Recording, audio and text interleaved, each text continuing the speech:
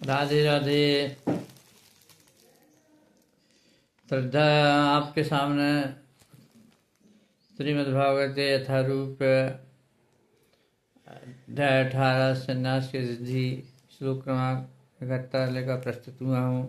आशा है आपको अच्छा लगेगा और आपको यदि अच्छा लगे तो आप कमेंट कीजिए, लाइक कीजिए और लोगों को बताइए कि यह बहुत ही सुंदर विश्व का अध्यात्म दर्शन है। जब इसको सुनता है, पढ़ता है, जीवन में अवश्य परिवर्तन आता है और ईश्वर की सदा कृपा बनी रहती है। जीवन में कुछ न कुछ परिवर्तन अवश्य आता है। तो राधे राधे, सुनिए आप ध्यान से। श्रद्धावान से किशरण्यापि नरः सोऽविमुक्त सोऽवाङ्गलोकां प्राणयन् पुण्यकर्मणा। जो सत्रा समेत तथा देश रहित इसे सुनता है और सुनाता है, सारे पापों से मुक्त हो जाता है और शुभ लोगों को भी प्राप्त होता है जहाँ पुण्यात्मा निवास करती हैं।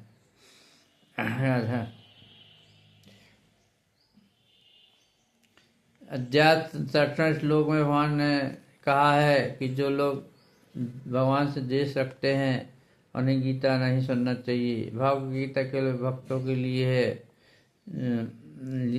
है ऐसे लोग को सुनना चाहिए। प्रत्येक व्यक्ति भक्त नहीं होता, फिर भी बहुत से लोग ऐसे हैं जो कृष्ण से द्वेष नहीं रखते।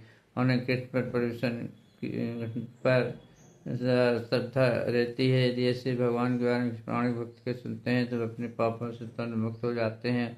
ऐसे लोग को प्राप्त होते हैं जहाँ पुण्यात्मा में वास करते हैं। अतः भगवत गीता के शरण मात्र ऐसे व्यक्ति को पुण्य कर्मों का फल प्राप्त होता है जो अपने विशुद्ध भक्त बनने का प्रयत्न नहीं करता। और इस प्रकार भगवत भक्त हर व्यक्ति के लिए अवसर प्रदान करता है कि वह समस्त पापों से मुक्त होकर भगवान का भक्त बने। समानता है जो लोग पापों से मुक्त हैं, जो पुण्यात्मा है, अत्यंत सरलता के इस भावना को ग्रहण कर लेते हैं। यहाँ पर पुण्य कर्मणाम सब अत्यंत सार्थक है। यह वैदिक शास्त्र वर्णित अश्वमेध यज्ञ जैसे महान यज्ञों का सूचक है।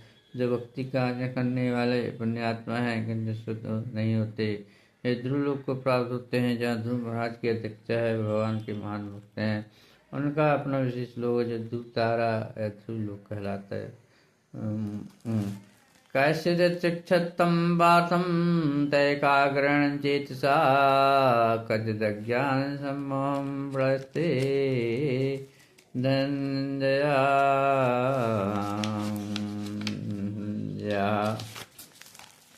हे प्रथापुत्र, हे धनंजय, क्या तुमने इसे कोई एकाग्रचित्त होकर सुना है और क्या तुम्हारा ज्ञान तथा मोह दूर हो गया है? कृष्ण भगवान कहते हैं अर्जुन से जो गुरु का काम कर रहे थे, तब उनका धर्म था कि अर्जुन से पूछते कि उन्होंने पूरी भागवता सही ढंग से काटक से समझ ली है या नहीं। यदि नहीं समझी तो भगवान से फिर से किसी अंश से विशेष पूरी भगवत गीता बताने को उद्यत हैं, तैयार हैं। अवश्य जो भी व्यक्ति कृष्ण जैसे प्रामाणिक गुरु या पंडित से भागवत गीता को सुनता है उसका सारा ज्ञान दूर हो जाता है। भागवत गीता कोई सामान्य ग्रंथ नहीं है जैसे किसी कवि उपन्यासकार ने लिखा हो। इसे साक्षात भगवान ने ही अपने मुखारबिंद से कहा है। जो भागशाली व्यक्ति हैं वे उपदेशों को कृष्ण या उनके किसी प्रामाणिक आध्यात्मिक प्रतिनिधि से सुनता है, वह अवश्य मुक्त पुरुषों का ज्ञान के अंधकार से दूर हो जाता है। नष्टोमृतलब्धा तव साधान्यमाच्यते स्वास्मी गत्संदेहं करिष्यते वचनता। अर्जुन ने कहा है कि अब मेरा मोह दूर हो गया है। आपके अनुग्रह ने मुझे मेरी स्मरण शक्ति वापस दिला दी है। अब मैं संशय रहित हूँ तथा दृढ़ हूँ, अपने शरण से संकल्पित हूँ और आपके अनुसार कर्म करने के लिए अत्यंत अवगत हूँ। जीव जिसका प्रतिनिधित्व अर्जुन कर रहा है उसका स्वरूप यह है कि वह परमेश्वर के आदेश अनुसार कर्म करे। आत्मशीलन संयम के लिए ही वह बना है। श्री चैतन्य महाप्रभु का कहना है कि जीव का स्वरूप परमेश्वर के नित्य दास के रूप में स्थित इस नियम को भूल जाने के कारण जीव प्रकृति द्वारा बद्ध हो जाता है, लेकिन परमेश्वर की सेवा करने से वह ईश्वर का मुक्त स्वतंत्र दास बन जाता है और जीव का स्वरूप सेवक के रूप में हो जाता है। उसे माया या परमेश्वर में किसी एक की सेवा करनी होती है। यदि परमेश्वर की सेवा करता है तो अपने समान स्थिति में रहता है, लेकिन यदि बाह्य शक्ति माया की सेवा करना होता है तो निश्चित रूप से बंधन में पड़ जाता है, माया बन जाता है। इस भौतिक जगत में जीव मोह अवश्य सेवा कर रहा है, एक काम तरह इच्छाओं से बंधित हुआ है, फिर वह अपने को जगत का स्वामी मानता है। यही मोह कहलाता है। मुक्त होने पर उसका मोह दूर हो जाता है और वह स्वेच्छा से भगवान की इच्छा अनुसार कर्म करने के लिए परमेश्वर की शरण में चला जाता है। और जीव को फंसाने वाली माया का अंतिम पास की यह धारणा है कि ईश्वर है। जीव सोचता है कि अब वह बद्ध जीव नहीं रहा, अब तो ईश्वर है। वह इतना मूर्ख होता है कि वह यह नहीं समझ पाता, नहीं जान पाता कि यदि वह ईश्वर होता तो इतना संशय क्यों होता। वह ऐसा विचार भी नहीं करता, इसलिए कि यही माया का अंतिम पास है, बंधन है। वास्तव में माया से मुक्त होना अत्यंत जटिल है। भगवान से को समझना, उनके कार्य करने के लिए समित होना है। इस श्लोक में मोह ये शब्द अत्यंत महत्वपूर्ण है। मोह ज्ञान का विरोधी होता है। वास्तविक ज्ञान तो यह समझना है कि प्रत्येक जीव भगवान के शाश्वत सेवक हैं। लेकिन यदि जीव अपने को स्थिति में न समझकर विचार करता है कि वह सेवक नहीं अपितु इस जगत का स्वामी है, क्योंकि प्रकृति का पर प्रवृत्ति चलाना चाहता है, मोह भगवत की कृपा से या शुद्ध भक्त की कृपा से जीता जा सकता है। इस मोह को दूर करना पर मनुष्य कृष्ण भावनामृत में कर्म करने के लिए राजी हो जाता है। कृष्ण के आदेशानुसार कर्म करना किस भावनामृत है। बद्ध जीव माया द्वारा मोहित होने के कारण वह यही नहीं जान पाता है कि परमेश्वर ही स्वामी हैं, जो ज्ञानमय है और सर्वशक्तिमान है। वे अपने भक्तों को जो कुछ चाहे दे सकते हैं। वे सब कुछ सबके मित्र हैं, भक्तों पर विशेष कृपालु होते हैं।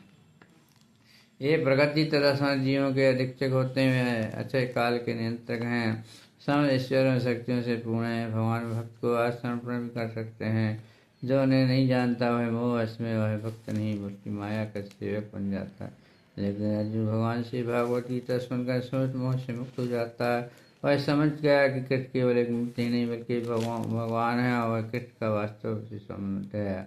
अतः भगवत गीता का पाठ करने का अर्थ है कृष्ण को अचूकता के साथ जानना, पहचाना और भक्ति करना। जब व्यक्ति का पूर्ण ज्ञान होता है तो स्वभावतः कृष्ण को ही आप समर्पित होता है। जब अर्जुन समझ गया तो वह जनसंख्या की अनावश्यक वृद्धि को कम करने के लिए कृष्ण के सलाह के अनुसार योजना से कृष्ण के अनुसार युद्ध करना स्वीकार कर लेता और उसने पुनः भगवान के आदेशानुसार युद्ध करने के लिए अपना धनुष ग्रहण कर लेता है और युद्ध के लिए तैयार हो जाता।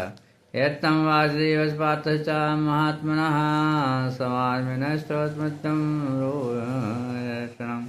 संजय ने कहा, इस प्रकार मैंने गीता अर्जुन दोनों महापुरुषों की वार्ता सुनी और संदेश इतना अद्भुत था कि मेरे शरीर में रोमांच उत्पन्न हो गया।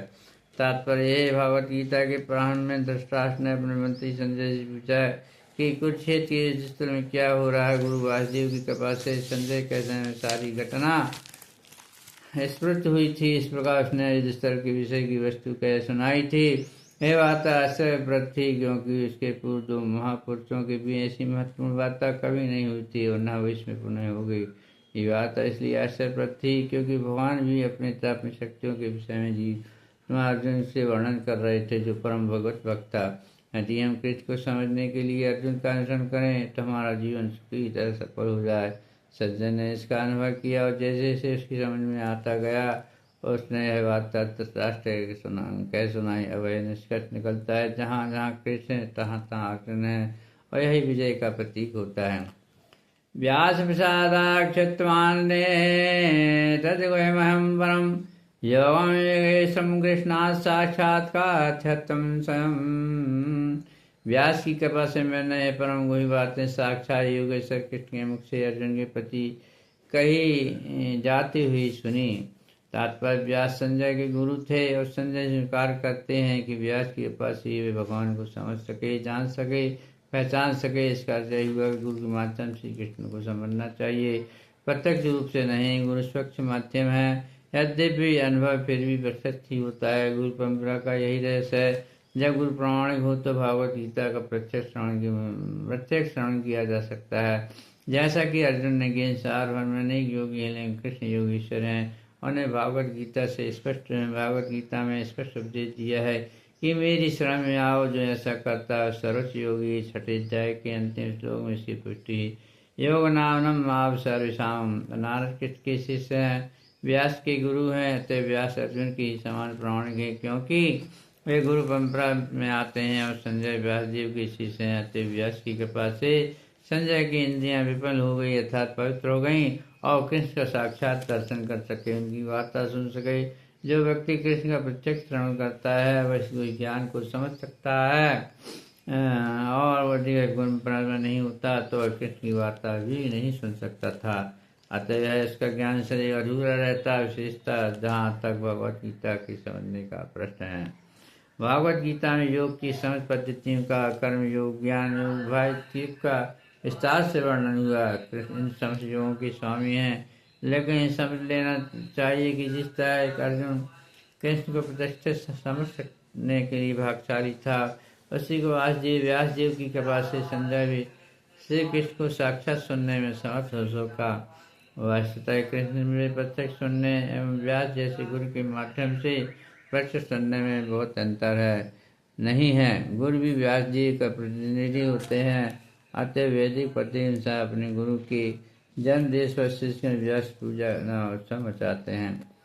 राजा स्मृतम समारभूतम केशवार्जनयो पुण्यम मध्यामी चामत्म। हे राजन, जब मैं कृष्ण तथा अर्जुन की मध्य हुई आश्चर्यजनक तथा पवित्र वार्ता का बारंबार मैं स्मरण करता हूँ तो प्रतिक्षण आह्लाद था, प्रसन्नता से मैं गदगद हो जाता हूँ। तात्पर्य है, भावगीता का ज्ञान इतना दिव्य है कि जो भी अर्जुन तथा कृष्ण के संवाद को जान लेता है वह पुण्यात्मा बन जाता है और इस वार्तालाप को भूल नहीं सकता। अध्यात्म जीवन की यह दिव्य स्थिति है। दूसरे शब्द में, जब कोई गीता का सही स्रोत से प्रत्यक्ष कृष्ण सुनता है तो उसे पूर्ण कृष्ण भावनामृत प्राप्त हो जाता है। कृष्ण भावनामृत का फल यही होता है कि वह अत्याधिक प्रवृत्त होता है और जीवन का भू आनंद सहित कुछ काल तक वो प्रत्येक क्षण अनुभव करता है। तन संव्रत सव्रतारोमयत्तम हरे विस्मयते महान राजस्यम चापनयनम। हे राजन, भगवान कृष्ण के अद्भुत रूप का स्मरण करते हुए अत्यधिक आश्चर्य को होता है, पुनः पुनः अत्यंत अर्पित होता है, बार बार प्रसन्न होता है। ऐसा प्रतीत होता है कि व्यास की कृपा से संजय ने भी अर्जुन को दिखाए गए कृष्ण के विराट रूप को देखा था। निस्संदेह यह कहा जाता है कि इसके पूर्व भगवान कृष्ण ने कभी ऐसा रूप प्रकट नहीं किया था। यह केवल अर्जुन को ही दिखाया गया था, लेकिन उस समय कुछ महान भक्त भी उसे देख सके जो कृष्ण के भक्त थे तथा व्यास में से एक थे। भगवान के परम भक्तों में से हैं। कृष्ण के साक्षात अवतार माने जाते हैं। व्यास ने अपने से संजय के समझ प्रकट किया। अर्जुन के प्रतिष्ठित जो किए गए कृष्ण के अद्भुत रूप को स्मरण रखा और बारम्बार उसका आनंद उठाया। राधे राधे। यत्र योगेश्वरं कृष्णो यत् पार्थो धनुधरा तत्र विजयो ध्रुवा निधिमतमम्। जहाँ योगेश्वर कृष्ण है और जहाँ परम धनुधर अर्जुन है, वही ईश्वर विजय लौकिक सत्य नीति भी निश्चय रूप से रहती है, ऐसा मेरा मत है। जहाँ योगेश्वर कृष्ण है, जहाँ परम धनुधर अर्जुन है, वही ईश्वर विजय लौकिक शक्ति तथा नीति भी निश्चय रूप से रहती है, ऐसा मेरा मत है, विचार है। भागवत गीता का शुभारंभ धृतराष्ट्र की जिज्ञासा से हुआ था और वह भीष्म, द्रोणाचार्य तथा कर्ण जैसे महारथियों की सहायता से अपने पुत्रों की विजय के प्रति आशावान था। उसे आशा थी कि विजय इसके पक्ष में होगी, लेकिन युद्ध क्षेत्र के दृश्य का वर्णन करने के बाद संजय ने राजा से कहा, आप अपनी विजय की बात का विचार कर रहे हैं, लेकिन मेरा मत है जहाँ कृष्ण तथा अर्जुन उससे वहीं संपूर्ण स्त्री होगी अर्थात विजय होगी। उनके उसने प्रत्येक पुष्टि की। धृतराष्ट्र को अपने पक्ष की विजय की आशा नहीं रखना चाहिए। विजय तो अर्जुन के पक्ष की ही होगी, क्योंकि उसमें कृष्ण है और कृष्ण द्वारा अर्जुन के साथी का पद स्वीकार किया है। एक ईश्वर का प्रदर्शन था। कृष्ण ईश्वर से संपूर्ण है और इसमें वैराग का एक चक्र है। ऐसे वैराग के भी अनेक उदाहरण प्राप्त हैं, क्योंकि कृष्ण वैराग के भी परम ईश्वर हैं। युद्ध तो वास्तव में दुर्योधन तथा ईश्वर के बीच था। अर्जुन अपने देश भ्राता ईश्वर की ओर से लड़ रहा था, क्योंकि कृष्ण तथा अर्जुन ईश्वर की ओर थे। अतः ईश्वर की विजय ध्रुव थी अर्थात निश्चित थी। युद्ध को तो यह निर्णय करना था संसार पर शासन कौन करेगा। संजय ने भविष्यवाणी की कि सत्ता ईश्वर के हाथ में चली जाएगी। जहाँ पर इसकी भी भविष्यवाणी हुई कि इस युद्ध में विजय प्राप्त करने के बाद इष्टोत्तर समृद्धि का लाभ करेंगे, क्योंकि वे न केवल पुण्यात्मा तथा पवित्र आत्मा थे, अभूत भी कठोर नीतिवादी भी थे। उन्होंने जीवन भर कभी असत्य भाषण नहीं किया था। ऐसे अनेक अल्पज्ञ व्यक्ति हैं जो भागवत गीता को इस तरह में दो मित्रों की वार्ता के रूप में ग्रहण करते हैं, लेकिन इससे ऐसा ग्रंथ कभी साथ नहीं बन सकता। कुछ लोग विरोध भी करते हैं कि कृष्ण ने अर्जुन को युद्ध करने के लिए उकसाया जोड़ने के, लेकिन आवश्यकता तो यह है कि भागवत नीति का परम आदेश है। यह नीति विषय आदेश 9वें अध्याय के 34 श्लोक में मनमा भाव भक्ता है, मनुष्य की कृपा का भक्त बनना चाहिए। सारे धर्मों का सार है कृष्ण की शरणागति, सर्वधर्मान वर्धित मावेंगे शरणम जय। भागवत गीता आदि धर्म नीति की परम विधि है। अनुसारी विधियाँ भले ही शुद्ध करने वाली तस्वीर तक ले जाने वाली हो, लेकिन गीता का अंतिम आदेश समझ नीतियों धर्मों का सार वचन है। कृष्ण की शरण ग्रहण करो, कृष्ण को आत्मसमर्पित करो, यह 18 अध्याय का मत है। भागवत गीता से हम यही समझ सकते हैं, ज्ञान तथा ध्यान द्वारा अपनी अनुभूति एक विधि है, लेकिन कृष्ण की शरणागति सर्वोच्च सिद्धि है। यह भागवत गीता के उपदेशों का सार तत्व है। वर्णाश्रम धर्म के साथ अनुष्ठानों का मार्ग ज्ञान का गुह मार्ग हो सकता है, लेकिन धर्म के अनुष्ठान के गुह होने पर भी ध्यान तरह ज्ञान बेहतर होता है। पूर्ण कृष्ण भावना भरित होकर भक्ति में कृष्ण की शरणागति गहरतम उद्देश्य है। यही 18वें अध्याय का सार तत्व है। भागवत गीता की अनविशेषता यह कि वास्तविक सत भगवान कृष्ण है। परम सत्य की अनुभूति 3 रूपों में होती है, निर्गुण ब्रह्म, अंतर्यामी परात्मा तथा भगवान श्री कृष्ण। परम सत्य के पूर्ण ज्ञान का अर्थ है कृष्ण का पूर्ण ज्ञान। यदि कोई कृष्ण को जान लेता है, पहचान लेता है, तो ज्ञान के सारे विभाग इसी ज्ञान के अंश से कृष्ण दिव्य हैं, क्योंकि वे अपनी नित्य अतरंगा शक्ति में स्थित रहते हैं। जीव उनकी शक्ति से प्रकट होते हैं। 2 श्रेणी में होते हैं, नित्य और नित्यमग। ऐसे जीवों की संख्या सैक है और वे सब कृष्ण के मूल अंश माने जाते हैं। भौतिक शक्ति 24 प्रकार की होती है। सृष्टि शाश्वत काल तक प्रभावित होती है और बाह्य रंग शक्ति द्वारा स्वतंत्र सहान दोनों होता रहता है। यह 10 जगत पुनः इस कारण से जगत पुनः प्रकट होता, अप्रकट होता, नष्ट होता, फिर निर्माण होता। ये गति, ये चक्र हमें चली आती है, अंत काल से चली आ रही है। भागवत गीता में 5 प्रमुख विषयों की व्याख्या की है। भगवान भौति प्रकृति जी शाश्वत काल तक सभी प्रकार के कर्म हैं, सब कुछ भगवान के पर ही आश्रित है। परम सत्य की सभी धारणाएं आकार ब्रह्मंतरामी परमात्मा उनकी अनुभूतियाँ भगवान के ज्ञान की कोट में सम्मिलित हैं। यद्यपि ऊपर से भगवान जीव प्रकृति तथा काल भिन्न प्रतीत होते हैं, लेकिन ब्रह्म से कुछ भी भिन्न नहीं है। लेकिन ब्रह्म सदैव समय विश्व से समस्त वस्तु से भिन्न है। भगवान चेतन का दर्शन है, अत्यंत भेदाभेद। यह दर्शन पद्धति परम सत्य को पूर्ण ज्ञान युक्त है। जीव अपनी मूल में शुद्ध आत्मा है, वह परमात्मा का वह परमाणु मात्र है।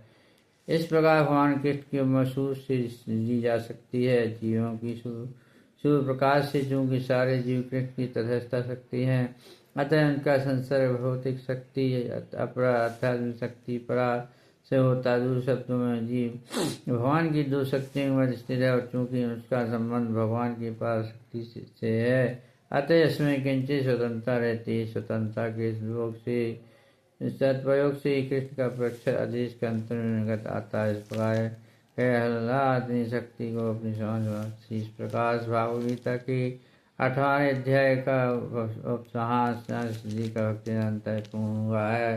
राधे राधे राधे राधे। आज भगवान कृष्ण की कृपा से आज आपको संपूर्ण भागवत गीता के श्लोक का प्रसंग की व्याख्या की है। मुझ पर आज भगवान कृष्ण की अत्यंत कृपा थी, जो बिना बाधा के आपके सामने भागवत गीता को प्रस्तुत किया है, और मुझे आज बहुत आनंद महसूस हो रहा है, अलौकिक अनुभव हो रहा है कि प्रथम बार आपके सामने भागवत गीता का प्रसंग प्रस्तुत किया हूँ। इसमें जो भी गलती हुई हैं भगवान मुझे क्षमा करेंगे। अवाहनम न जामी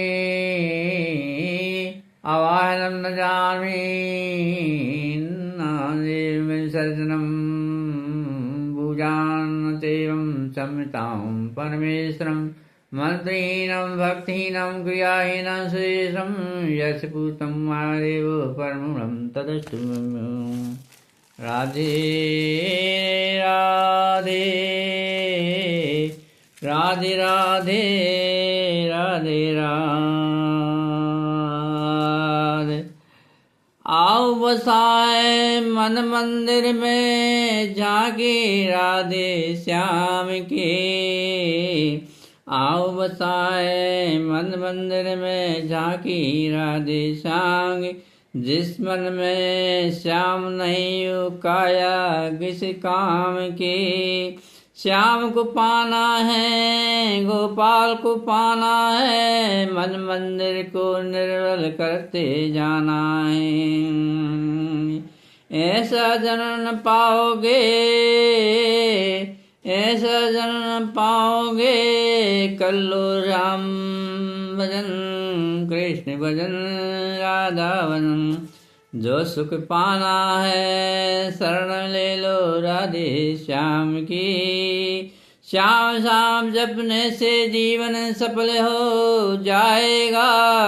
कहे गुरु जी राम कहे गुरु जी श्याम भजन से भवसागर तर जाओगे।